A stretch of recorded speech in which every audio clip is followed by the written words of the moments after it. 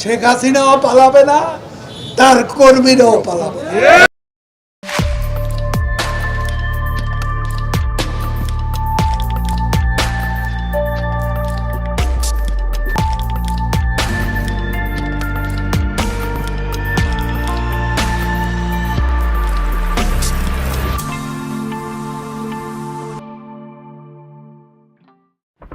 হাসিনা পলাইছে, তার কর্মীরাও পলাইছে, এমনকি কাউয়াও পলাইছে।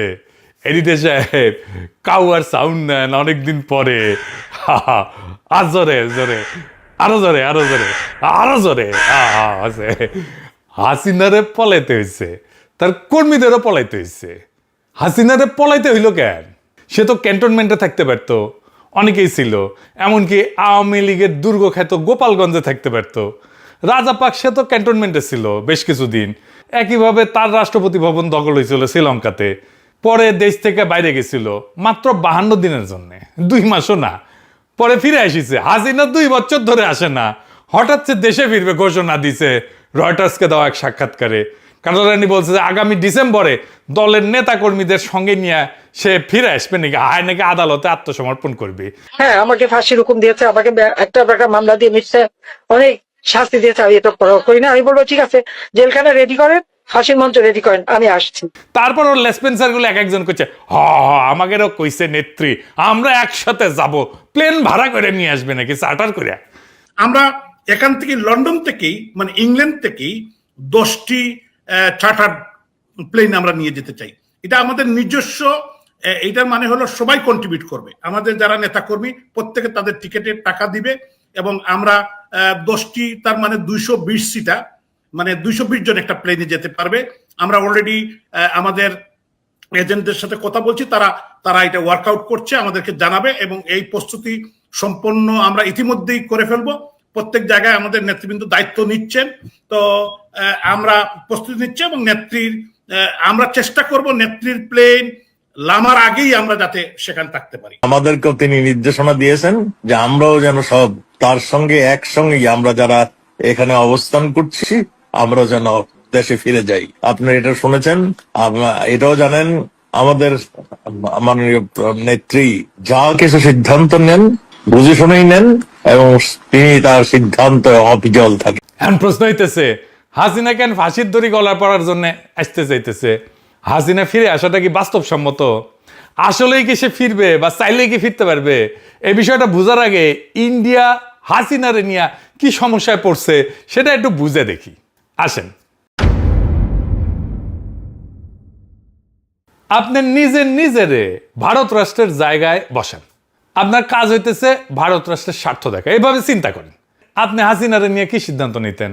তাহলে প্রথমে দেখতে হবে হাসিনা ইন্ডিয়ার কাছে কি কি লাগে।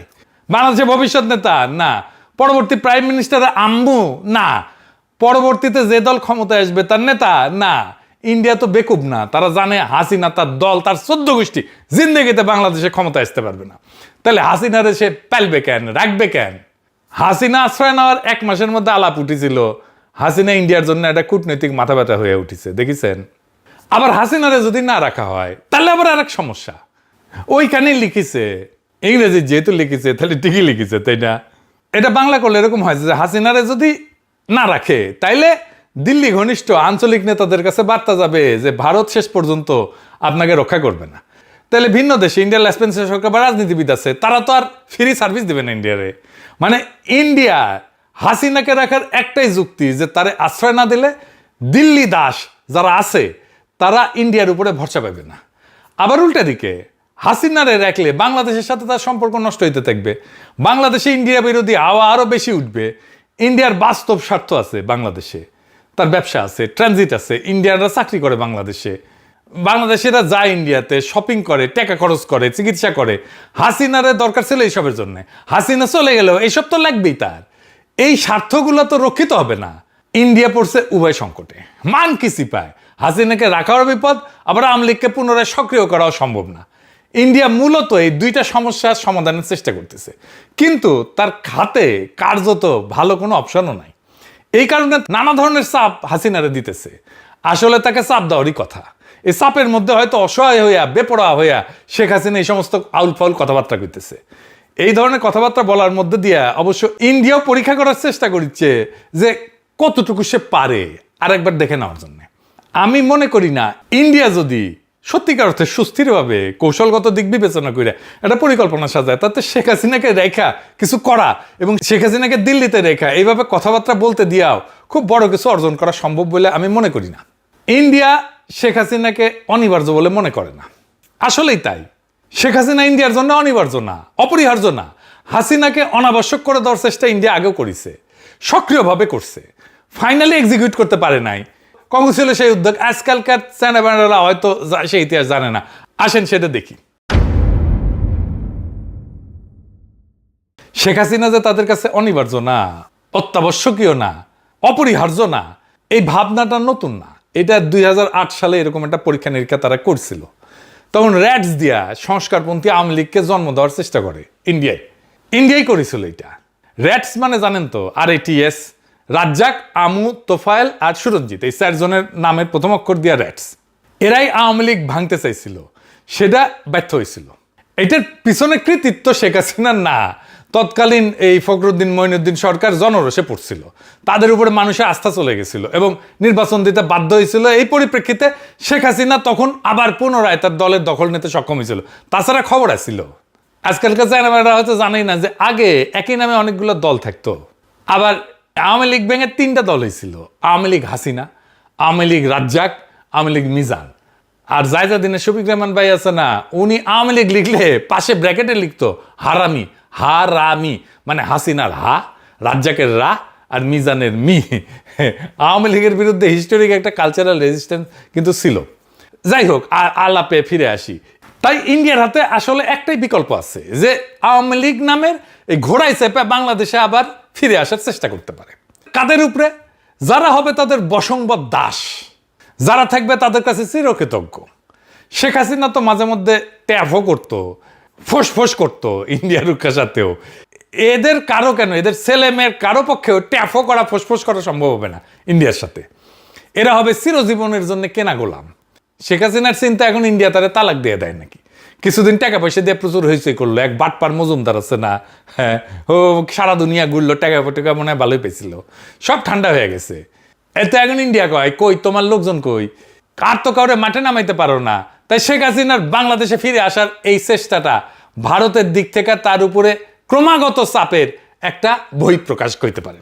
অন্যদিকে ইন্ডিয়ার পক্ষ থেকে এটা পরখ করা যে এই মনস্তাত্ত্বিক চাপ সৃষ্টি করে বাংলাদেশ সরকার বিশেষত বিএনপির হাত মোচড়ানো যায় কিনা। আবার শেখ হাসিনার ডাকে সারা দিয়া মরিয়া হইয়া আওয়ামী সন্ত্রাসীরা কতটুকু অরাজকতা করতে পারে, বিশৃঙ্খলা তৈরি করতে পারে, এটাও একটা পরীক্ষা হয়ে যায়। এই সমস্তের বাইরে এই আওয়াজের কোনো মূল্য নাই আপাতত। যে সমস্ত বাকশালী সন্ত্রাসী এখনো দেশের আনাচে কানাচে বিক্ষিপ্ত এবং বিচ্ছিন্নভাবে জাতীয় সম্পদ লুণ্ঠনকারী হাসিনার জ্ঞাতি গোষ্ঠীর সমর্থনে মিছিল বের করে স্লোগান দেয়, তার মাত্রা কমে যাবে। আর দেখবেন সামনে কমে যাবে, এটা আর হবে না।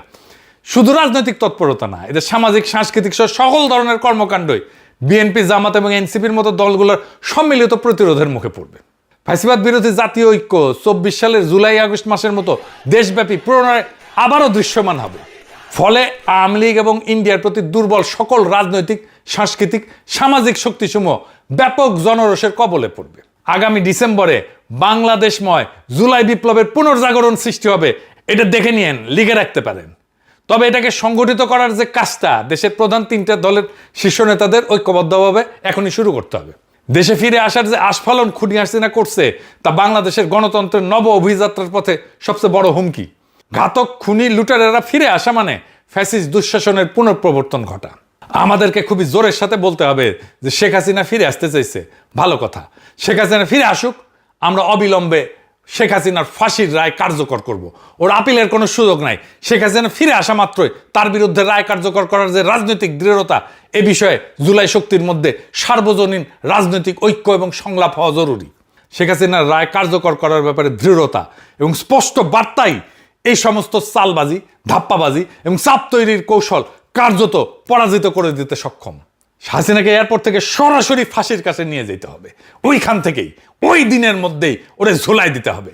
মানবতা বিরোধী অপরাধে আন্তর্জাতিক অপরাধ ট্রাইব্যুনালে মৃত্যুদণ্ডপ্রাপ্ত আসামি খুনি হাসিনাকে বাংলাদেশও ফেরাতে চায়।